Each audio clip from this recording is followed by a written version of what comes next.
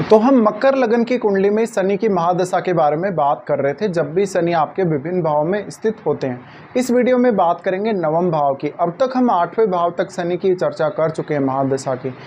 आपके नवम भाव में अगर शनि स्थित है तो यहाँ शनि कन्या राशि में स्थित होंगे।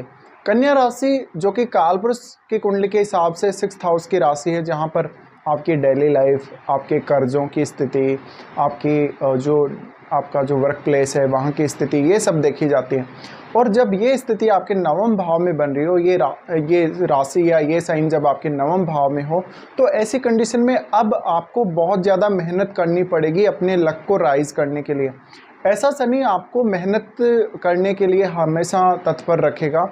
किसी भी प्रकार के कार्य को, चाहे आप वो अपनी डेली लाइफ से संबंधित कार्य हों, चाहे आपका जॉब या प्रोफेशन कोई भी प्रकार का कार्य हो, आपको शनि यहाँ पर एक स्टेबल लाइफ देने की कोशिश करेंगे।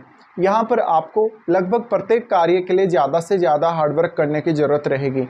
और क्योंकि आपके 11वें भाव और आपके 3rd हाउस को यहाँ शनि कंट्रोल कर रहे हैं, इस वजह से कहीं ना कहीं आपको इन दोनों भावों के लिए और भी ज़्यादा मेहनत करनी पड़ सकती है।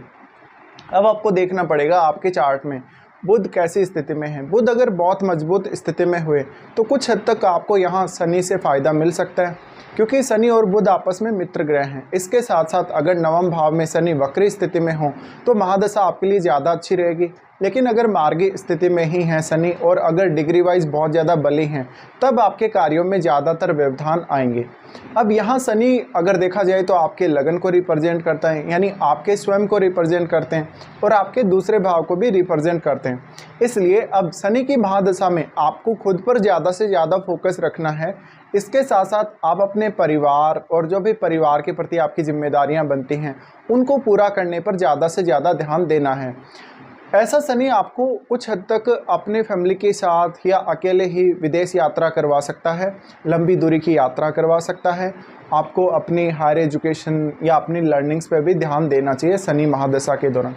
इसके साथ साथ ऐसा शनि आपके पिता से आपके काफ़ी ज़्यादा मतभेद उत्पन्न कर सकता है। पिता को कुछ स्वास्थ्य संबंधी समस्याएं उत्पन्न कर सकता है। आपको धन कमाने के लिए या अपनी फैमिली की ज़रूरतों को पूरा करने के लिए ज़रूरत से ज़्यादा मेहनत करनी पड़ सकती है। हालांकि आपको अन्य ग्रहों का संबंध भी शनि से देखना पड़ेगा कि आपका जो शनि है यहाँ पर हो सकता है 9th हाउस में कोई अन्य ग्रह शनि के साथ स्थित हो, आपके 3rd हाउस में कोई भी अगर ग्रह स्थित हो तो वो भी शनि पर अपना प्रभाव जरूर डालेंगे। इसके अलावा अगर शनि अस्त स्थिति में है तो भी यहाँ पर आपके लिए कहीं ना कहीं फिर सूर्य बहुत ज़्यादा पावरफुल हो जाएगा और शनि यहाँ पर सूर्य की आग का सामना नहीं कर सकेंगे।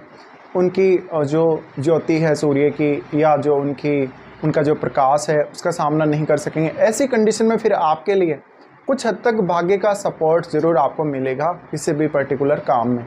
लेकिन ऐसा शनि है तो अब आपके विचारधारा को बदल सकता है अपनी महादशा के दौरान, क्योंकि नवम भाव है वो उच्च शिक्षा का है और हायर लर्निंग का है कहीं ना कहीं। तो ऐसे में आपकी जो भी आध्यात्मिक या धार्मिक विचारधारा होगी, पर्टिकुलर कोई भी विचारधारा को लेकर आपके जो विचार होंगे उनमें बड़ा बदलाव आएगा। आप अपनी फैमिली के जो रीति रिवाज हैं, जो धार्मिक क्रियाकलाप हैं, उनको हमेशा फॉलो करते हुए नजर आएंगे। इसके अलावा ऐसा शनि आपको ज़्यादा से ज़्यादा सात्विक बनाएगा, आपको ईमानदार बनाएगा और धर्म और आध्यात्म में ज़्यादा से ज़्यादा रुचि डेवलप करेगा। अब हालांकि आपकी एज का भी बहुत बड़ा यहाँ पर रोल है कि आपको ये महादशा कौन सी एज में आ रही है। लेकिन सबसे पहले यहाँ हम शनि की दृष्टियों की बात कर लेते हैं। सबसे पहले शनि आपके 11वें भाव को एस्पेक्ट करेंगे, यानी 11वें भाव पर दृष्टि डालेंगे। तो यहाँ जो साइन शनि को मिलता है वो वृश्चिक राशि मंगल की राशि है और वृश्चिक राशि में भी हम शनि को काफ़ी अच्छा मानते हैं अगर देखा जाए कालपुरुष की कुंडली के हिसाब से। तो ऐसा हो सकता है कि ऐसा शनि आपको विदेश से थोड़ी इनकम दे सकता है। जो भी इनकम आपको शनि देगा वो बहुत ज़्यादा मेहनत करने के बाद ही आपके हाथ में आएंगी, लेकिन इनकम के मामले में स्टेबिलिटी आपको ज़रूर रहेगी। इसके साथ साथ आपके नेटवर्क सर्कल में काफ़ी अच्छे लोगों को शनि आपको कांटेक्ट करवा सकता है। लोगों के साथ मिलके जुड़ के आप बहुत अच्छा काम कर सकते हैं। बट यहाँ पर आपको खुद पर ज़्यादा से ज़्यादा फोकस रखना ज़रूरी है, क्योंकि आपके लगन के ही स्वामी खुद शनि हैं। तो आप अकेले क्या कुछ कर सकते हैं, आप किसी भी पर्टिकुलर काम में अकेले कितना मेहनत कर सकते हैं, कितना एफर्ट डाल सकते हैं, ये आपके लिए सबसे ज़्यादा महत्वपूर्ण हो जाता है। अब शनि जब 11वें भाव को एस्पेक्ट कर रहे हैं तो यहाँ पर आपका जो पैसा जो रुका हुआ है उसको लेके, या आपको किसी भी प्रकार का अगर एक अलग इनकम सोर्स खोजना है अपने लिए, या एक रेगुलर इनकम सोर्स आपको बनाना है, तो उसके लिए ज़्यादा से ज़्यादा मेहनत कर लेनी चाहिए। फिर शनि यहाँ से एस्पेक्ट करते हैं आपके थर्ड हाउस को।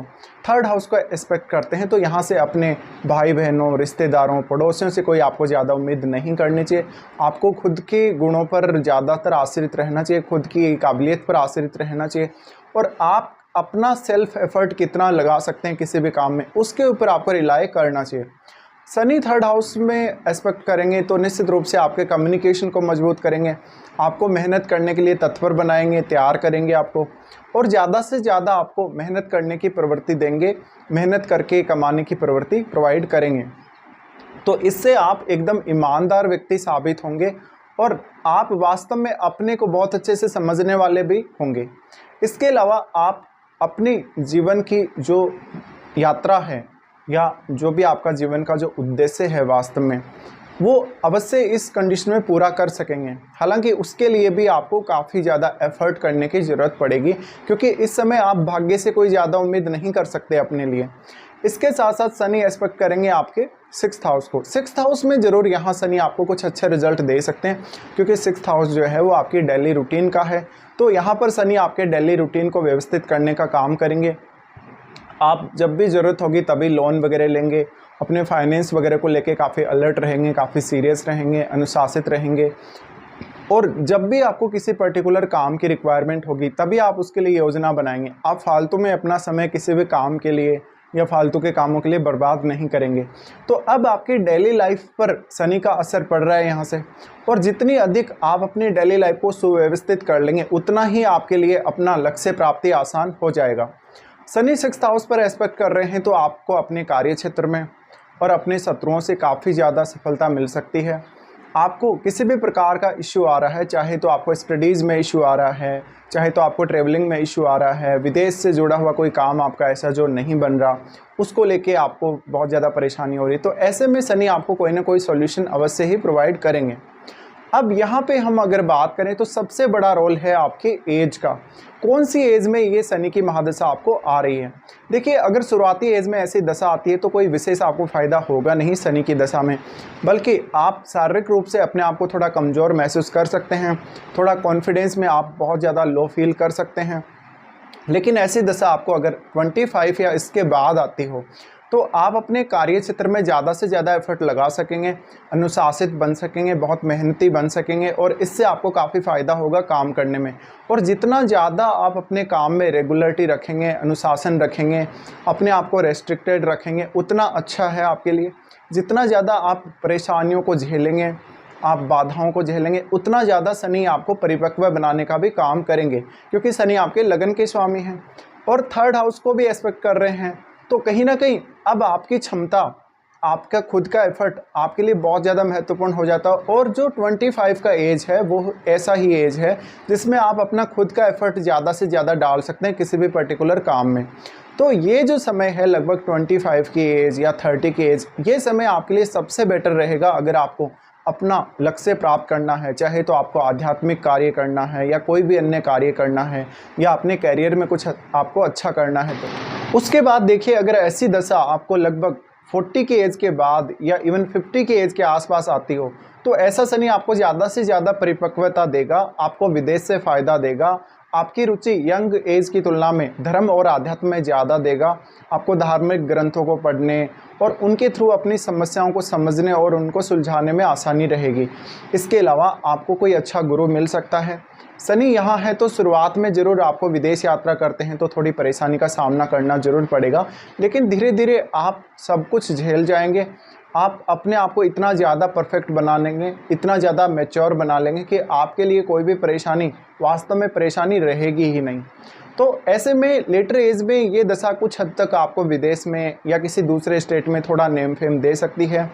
आपको धन संपत्ति के मामले में भी ऐसा शनि लेट एज में बहुत ज़्यादा अच्छा रहेगा। ऐसा शनि वास्तव में लेट एज तक आपकी समझ को बढ़ाने का काम करेगा, आपको एकदम परफेक्ट डिसीजन लेने के लिए ऐसा शनि परिपक्व बनाएगा। तो इस प्रकार की कुछ ये दशा आप लोगों के लिए रह सकती है जब भी शनि आपके लगन कुंडली में नवम भाव में स्थित हों।